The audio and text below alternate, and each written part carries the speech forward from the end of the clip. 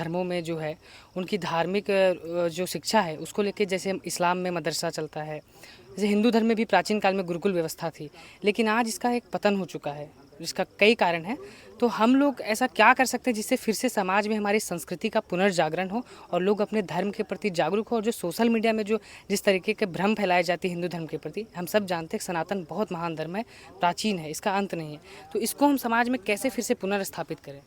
स्वागत है आप सभी का लोकतंत्र दर्शन में। मेरा नाम है रितेश कुमार। इस वक्त हम लोग हजारीबाग जिले के पदमा प्रखंड के कंडादाग गांव में स्थित हैं। यहाँ पे 4 दिनों से एक धार्मिक कार्यक्रम का आयोजन हुआ था जिसमें एक नए मंदिर के निर्माण हुआ था और उसमें मूर्तियों की स्थापना की गई थी। हमारे साथ बातचीत करने के लिए आदरणीय श्री नीरज भास्कर जी महाराज जी हैं। सबसे पहले तो आपको कोटि कोटि नमन महाराज जी।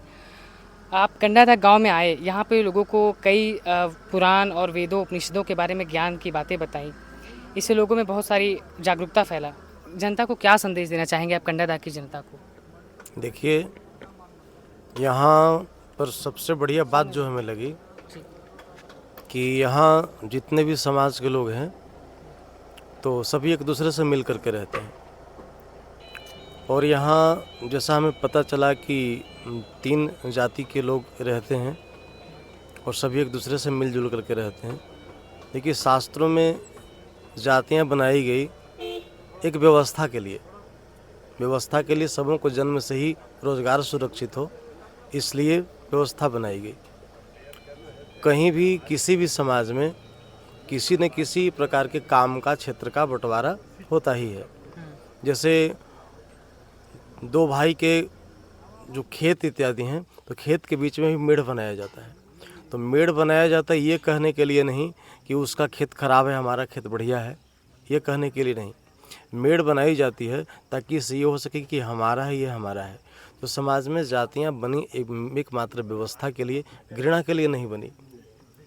यहाँ आकर के हमको सबसे बढ़िया बात ये लगी कि यहाँ के सभी लोग इस मेड़ को स्मरण रख करके और सभी एक दूसरे से मिलजुल करके रहते हैं और इस प्रकार के कार्यक्रम का आयोजन करते रहते हैं। सबसे बड़ी बहुत बढ़िया बात हमें यही लगी। महाराज जी, एक प्रश्न था मेरा, जैसे अन्य धर्मों में जो है उनकी धार्मिक जो शिक्षा है उसको लेके, जैसे इस्लाम में मदरसा चलता है, जैसे हिंदू धर्म में भी प्राचीन काल में गुरुकुल व्यवस्था थी, लेकिन आज इसका एक पतन हो चुका है जिसका कई कारण है। तो हम लोग ऐसा क्या कर सकते हैं जिससे फिर से समाज में हमारी संस्कृति का पुनर्जागरण हो और लोग अपने धर्म के प्रति जागरूक हो। और जो सोशल मीडिया में जो जिस तरीके के भ्रम फैलाए जाते हैं हिंदू धर्म के प्रति, हम सब जानते हैं सनातन बहुत महान धर्म है, प्राचीन है, इसका अंत नहीं है। तो इसको हम समाज में कैसे फिर से पुनर्स्थापित करें? देखिए,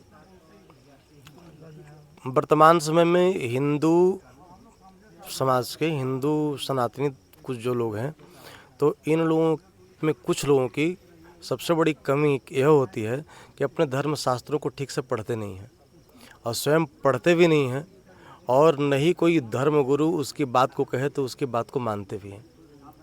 धर्म के बारे में व्यक्ति जो कुछ भी किसी से सुन करके, फेसबुक व्हाट्सएप से सुन करके जो व्यक्ति ने जान लिया उसी को पूरा सच मानता है व्यक्ति।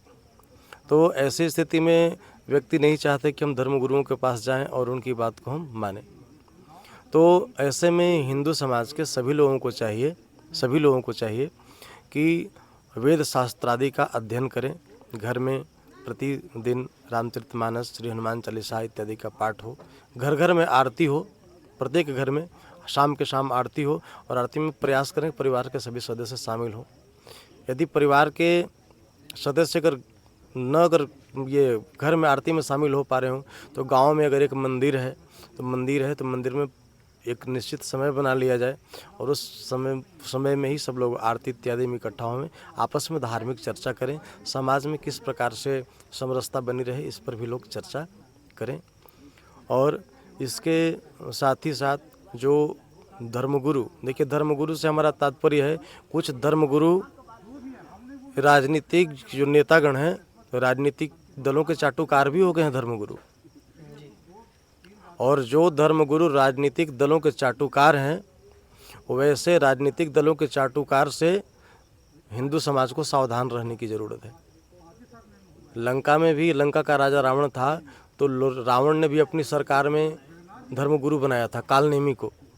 वैसे ही आज की भी वर्तमान सरकारें किसी की भी रही हो, आप ये ना समझना कि वर्तमान सरकार या बीती हुई सरकार, ऐसा नहीं।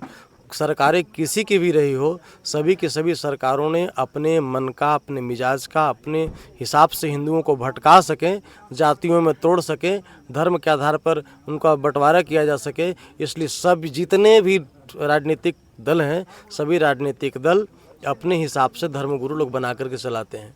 हमारा समाज भी यही सोचता है कि बताओ, जिनके आगे प्रधानमंत्री नतमस्तक हो रहे हैं, जिनके आगे मुख्यमंत्री नतमस्तक हो रहे हैं, सचमुच में बहुत बड़े धर्मगुरु हैं। विश्वास करिए, वैसे लोग कालनेमी हैं। मैं किसी का नाम नहीं लेना चाहता हूँ, इसलिए कि उतना हमारा कोई बड़ा पोस्ट भी नहीं है कि हम उन सबों का नाम लूँ, लेकिन ऐसे धर्मगुरुओं से सभी लोग सावधान रहें जो राजनीतिक दलों की चाटुकारी करते हैं, जो राजनीतिक दलों से बिल्कुल अलग हट करके जो वास्तविक धर्म का निष्पक्षता पूर्वक निर्णय देवें, तो वैसे ही धर्मगुरु, जैसे हमारे चारों पीठ के शंकराचार्य लोग हो गए। शंकराचार्य भगवान यदि कांग्रेस की सरकार में अगर कांग्रेस के विरोध में अगर बयान दें, बोलें, तो कांग्रेस विरोधी लोग सिद्ध करते हैं। अभी वर्तमान सरकार का विरोध करते हैं तो लोग समझते हैं कि फलाने के विरोधी हैं। शंकराचार्यों को भी हिंदू विरोधी बना दिया जाता है न, मुसलमान भाइयों वाली टोपी पहना करके तरह तरह का नाम भी दिया जाता है, ताकि हिंदू लोग वास्तविक धर्मगुरुओं से दूर हों। ऐसे में हिंदुओं को बड़े सावधान रहने की ज़रूरत है।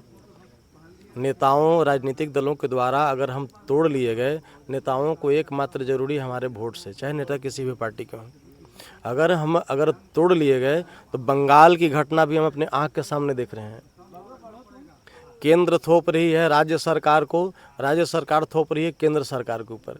उसका क्या वास्तविक ट्रीटमेंट है, क्या समाधान होना चाहिए, किसी का ध्यान नहीं जा रहा है। आज हिंदू कट रहे हैं, भगाए जा रहे हैं। हमने स्वयं अपनी आंखों से देखा, लगभग 150 घरों को हमने बर्बाद होते हुए देखा है। और जब तोड़े गए, तो जितने भी घर तोड़े गए, महाराज मैं बता रहा हूँ कि लगभग 75 से 80% घर दलितों का ही बर्बाद हुआ है। आज देखिए, दलितों के नाम पर जो बनी हुई पार्टियां हैं, जो दलित पर अगर किसी ने बस कोई अत्याचार कर दिया, तो छिटपुट घटनाएं कहीं भी होती रहती है। तो अगर ऐसी कहीं घटना घट गई, तो उस घटना को लेकर के जो दलित नेता खूब हाय तौबा करते थे, देखिए समूह का मुंह बंद है, कोई कुछ नहीं बोल रहा है। जो हिंदुओं के नाम पर बनी हुई जो राजनीतिक पार्टियां हैं, हिंदुओं के नाम पर, कोई आप लोग में से हो तो अन्यथा न लेना, सच्चाई में कह रहा हूँ, हिंदुओं के नाम पर भी बनी हुई राजनीतिक पार्टियां, हिंदुओं के नाम पर बने हुए धार्मिक दल, यहाँ तक हिंदुओं के नाम पर बने हुए धार्मिक दल भी हिंदुओं को अंदर अंदर से खोखला कर रहे हैं। क्यों? क्योंकि इनका वोट स्पेशल किसी पार्टी को जाता है, सपोर्ट करते हैं। इसलिए बिल्कुल धार्मिक राजनीतिक दलों से दूर होकर के, जहाँ राजनीतिक बात है वहाँ राजनीतिक बात, लेकिन जहाँ धर्म का मामला आवे, प्रत्येक हिंदू समाज के लोगों को चाहिए कि बस केवल और केवल जो हमारे परफेक्ट धर्मगुरु हैं, हम उनका ही परामर्श माने। राजनीतिक नेताओं को परामर्श मानने की जरूरत नहीं है।